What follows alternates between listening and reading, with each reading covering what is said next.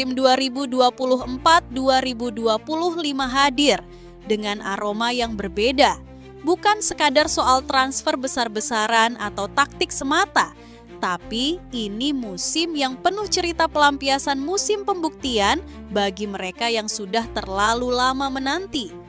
Di antara gegap gempita stadion dan sorak-sorai para supporter, terselip satu tema besar yang mencuat ke permukaan, musim buka puasa gelar.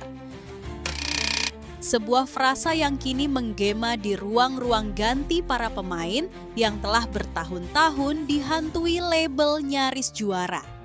Lihatlah Harry Kane, sang pangeran Tottenham yang rela meninggalkan rumahnya demi satu hal yang selama ini tak pernah bisa dia cicipi, trofi. Kini bersama Bayern, akhirnya ia mencicipi manisnya kejayaan, menjawab semua cemoohan, dan membungkam semua keraguan.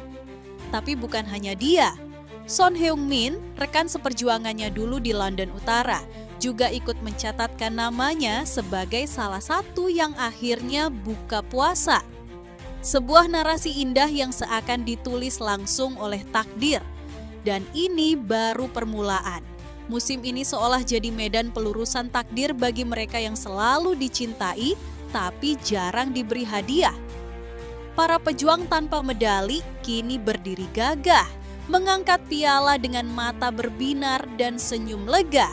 Sepak bola telah memberi mereka apa yang selama ini hilang pengakuan. Sebelum kita lanjut membahas lebih dalam kisah-kisah dramatis musim ini, jangan lupa like, subscribe, dan nyalakan loncengnya dulu ya. Dalam sejarah sepak bola Inggris musim ini adalah yang paling sulit dilupakan. Di tengah dominasi para raksasa yang biasa, terselip kisah-kisah luar biasa dari klub-klub yang selama ini dianggap pengisi pelengkap. Klub-klub yang uniknya berbagi satu simbol yang sama, unggas di lambang mereka. Crystal Palace dan Tottenham Hotspur akhirnya mengepakkan sayap mereka menuju langit kejayaan. Newcastle United memulai dongeng ini dengan sebuah kejutan manis di ajang Carabao Cup. Setelah 7 dekade tanpa satu pun trofi utama, mereka akhirnya mematahkan kutukan panjang. Di bawah arahan manajer yang cerdas dan skuad yang penuh semangat, The Magpies menundukkan lawan-lawan berat dan mengakhiri musim dengan piala di tangan. Suasana di St. James Park berubah menjadi lautan hitam putih, dipenuhi air mata bahagia dan nyanyian yang tak kunjung reda. Bagi para pendukung Newcastle, ini bukan hanya soal kemenangan. Ini soal pembuktian bahwa penantian panjang mereka tak sia-sia. Kemudian datang Crystal Palace, sang elang dari Selhurst Park. Klub ini mungkin tak pernah masuk daftar unggulan. Tapi musim ini mereka terbang lebih tinggi dari ekspektasi siapapun. Di ajang FA Cup, mereka tampil bak tim besar, penuh determinasi, berani menantang siapapun lawan di depan mereka. Gol-gol dramatis, kemenangan tipis yang ditentukan menit akhir, hingga atmosfer Selhurst Park yang membara, semuanya menjadi bagian dari perjalanan magis ini. Dan saat kapten tim mengangkat trofi FA Cup, seluruh fans Palace tahu mereka bukan lagi tim papan tengah. Mereka adalah juara. Sementara itu, di Eropa, Tottenham Hotspur akhirnya membungkam semua celaan dan candaan tentang trofi kabinet kosong mereka. Spurs menutup musim dengan menjadi juara UEFA Europa League, sebuah trofi yang selama ini selalu terasa menjauh di detik-detik terakhir. Di final, mereka tampil tenang, penuh pengalaman, seolah segala luka masa lalu menjelma jadi kekuatan yang mengantar mereka menuju kemenangan. Para pemain dan staf pelatih larut dalam euforia, dan para fans yang dulu hanya bisa berharap, kini bisa bersorak lantang, "We are the champions." Dan di tengah semua kegembiraan itu, berdirilah satu sosok yang sorot, matanya menyimpan cerita lebih dalam.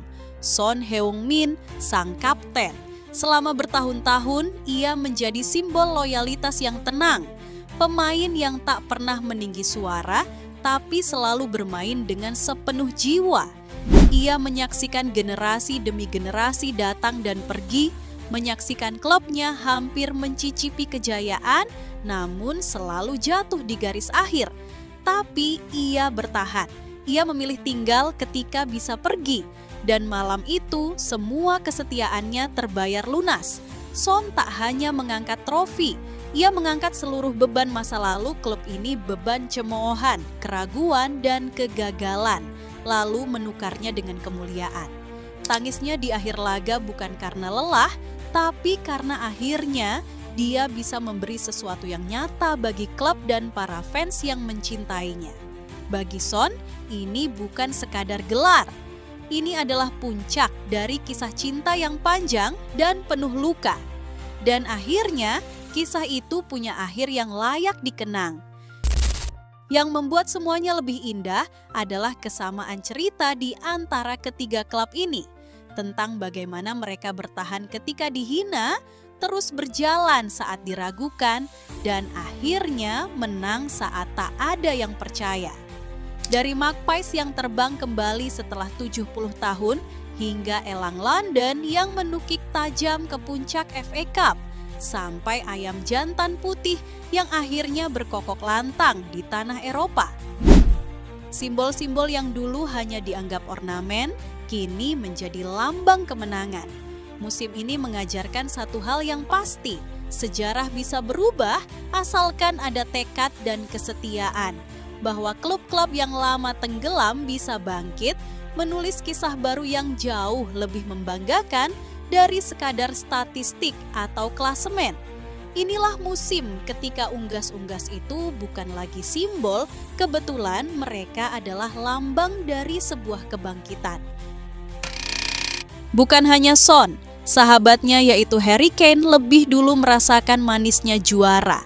Setelah bertahun-tahun menjadi simbol kesetiaan di Tottenham tanpa satupun trofi, musim 2024-2025 jadi titik balik karirnya. Bersama Bayern Munich, Kane tak hanya mencetak gol demi gol, tapi juga menuntaskan dahaganya akan gelar. Bundesliga adalah trofi pertamanya. Kane bukan sekadar top skor lagi, ia kini punya status baru, pemenang sejati. Tangis haru saat mengangkat trofi pertama bersama Bayern adalah simbol runtuhnya beban masa lalu. Dari pemain yang kerap dikasihani menjadi simbol dari mereka yang tak pernah menyerah. Inilah kisah tentang waktu yang akhirnya berpihak.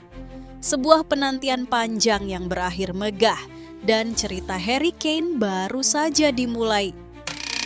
Bergeser ke tanah Italia, di balik bayang-bayang dominasi klub-klub besar seperti Juventus, Inter Milan, dan AC Milan, muncul sebuah kisah heroik dari tim yang selama ini hanya dipandang sebagai pengisi papan tengah, Bologna.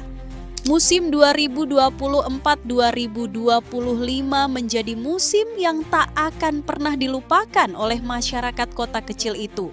Karena untuk pertama kalinya dalam puluhan tahun, mereka kembali mencicipi manisnya kejayaan di panggung domestik, juara Coppa Italia. Tidak ada yang benar-benar menjagokan Bologna sejak awal. Mereka tidak punya skuad bertabur bintang, tidak juga bergelimang dana besar.